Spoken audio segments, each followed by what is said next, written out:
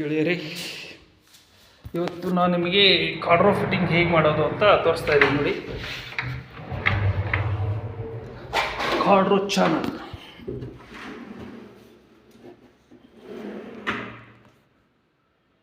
ಇದೆಲ್ಲ ಡ್ರಾ ಇದೆಲ್ಲ, ಇದಕ್ಕೆ ಬರ್ತಾ ಇರೋ ಚಾನಲ್ಲು ಕಾರ್ಡ್ರೋ ಅಂತ. ಈಗ ನಿಮ್ಗೆ ತೋರಿಸ್ತಾ ಇದೆ ನೋಡಿ.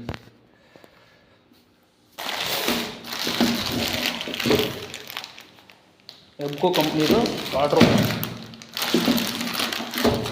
ಈ ಥರ ಬರುತ್ತೆ ಬಾಕ್ಸಲ್ಲಿ.